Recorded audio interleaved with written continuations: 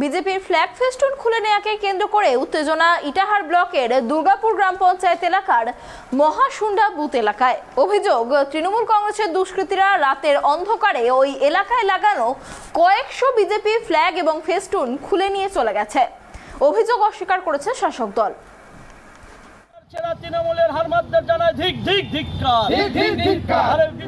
বিজেপির flag festoon খুলে নেওয়াকে কেন্দ্র করে উত্তেজনা ইটাহার ব্লকের দুর্গাপুর গ্রাম পঞ্চায়েত এলাকার মহাশুন্ডা বুথ এলাকায়। অভিযোগ, তৃণমূল কংগ্রেসের দুষ্কৃতীরা রাতের অন্ধকারে ওই এলাকায় লাগানো কয়েকশো ফ্ল্যাগ ফেস্টুন খুলে নিয়ে চলে গেছে। অভিযোগ অস্বীকার শাসক দলে। তাদের পাল্টা দাবি, শান্তিপূর্ণ বাতাবরণকে নষ্ট করে অশান্তি সৃষ্টির মধ্যে দিয়ে নিজেদের পালে হাওয়া লাগাতে চাইছে বিজেপি। শনিবার দুপুরে দুই পক্ষের এই গোলমাল নিয়ে ব্যাপক চাঞ্চল্য ছড়ায় এলাকায়।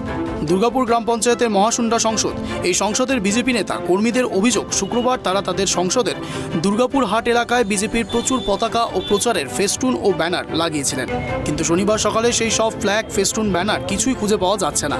বিজেপির কর্মী সমর্থকরা এই ঘটনায় বিক্ষোভ শুরু করেন। তাদের দাবি, তৃণমূল কংগ্রেস নিজেদের হার নিশ্চিত জেনে এভাবে বিজেপির পতাকা ব্যানার খুলে নিয়ে গেছে। আমার অভিযোগ হচ্ছে, আমাদের 3 নম্বর দুর্গাপুর গ্রাম পঞ্চায়েতে যে পঞ্চায়েত নির্বাচন হতে চলেছে, আমরা ভারতীয় জনতা পার্টির আমাদের 46 নং বুথ মহাশুন্ডা বুথের যে ক্যান্ডিডেটের নির্বাচনী প্রচারে যে প্রাথমিক অঙ্গ ফেস্টুন ব্যানার ফ্ল্যাগ, আমরা রাত্রি কালকে মোটামুটি আমাদের এই কর্মীরা সবগুলো লাগাতে মোটামুটি আমাদের 10টা বাজে, আনুমানিক 10টায় আমরা ফ্ল্যাগ ফেস্টুন প্রচুর পরিমাণে মোটামুটি 700 থেকে 800 ফ্ল্যাগ 100 ফেস্টুন ব্যানার আমরা যাবতীয় লাগিয়ে আমরা বাড়িতে চলে যাই। এখানে তৃণমূলের যে দুষ্কৃতীরা রয়েছে, তারা এখানকার ভোটে পরাজয় অসম্ভবই ভেবে এরা আমাদের ফেস্টুন ব্যানার রাতের অন্ধকারে সেগুলোকে পুড়িয়ে দেয় এবং লোপাট করে ফেলে।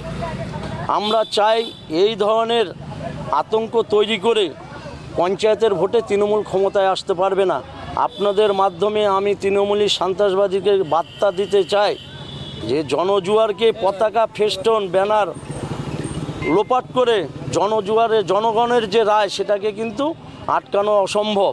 তাই আপনাদের মাধ্যমে আমি তৃণমূলের সেই দুষ্কৃতীদের বার্তা যাই, ভবিষ্যতে যদি এই ধরনের আরও কোনো কার্যকলাপে তারা লিপ্ত থাকে, আমরাও কিন্তু কঠোর ব্যবস্থা নিতে বাধ্য থাকব। কিন্তু বিজেপির এই অভিযোগ মানতে চায়নি স্থানীয় তৃণমূল কংগ্রেস নেতৃত্ব। তাদের পাল্টা দাবি, বিজেপির সাথে কেউ নেই। ওরা বুঝতে পারছে তৃণমূল কংগ্রেসের কাছে হারতেই হবে, তাই কৌশল করে এলাকায় অশান্তি সৃষ্টি করতে চাইছে।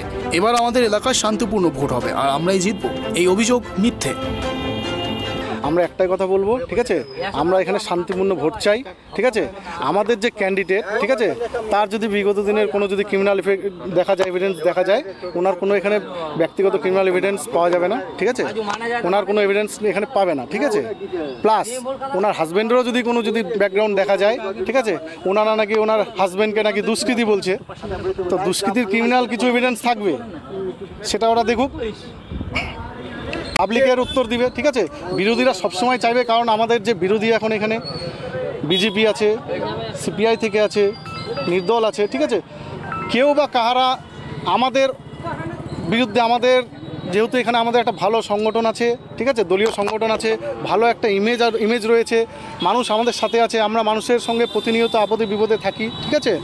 কাজেই আমাদের এই ইমেজটাকে ওরা নষ্ট করবার জন্য কি করে ওদের ভোটটাকে ভালো করা যায়, আমাদের ফেসটাকে নষ্ট করা যায়, ওরা হেন তেন প্রকারে চাচ্ছে এখানে একটা যে কোনোভাবে প্রথমের দিকেই গণ্ডগোল করে বা যে কোনোভাবে এই ইমেজটা নষ্ট করে যাদের বিরোধীদের সুযোগ হয়, ঠিক আছে।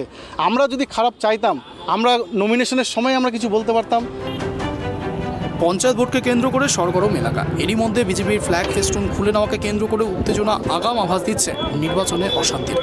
এখন কতটা শান্তিপূর্ণ হয় নির্বাচন, সেদিকেই তাকিয়ে রাজনৈতিক মহল। ইটাহার থেকে কুষাণ সরকারের রিপোর্ট, ড্রাইভ টিভি।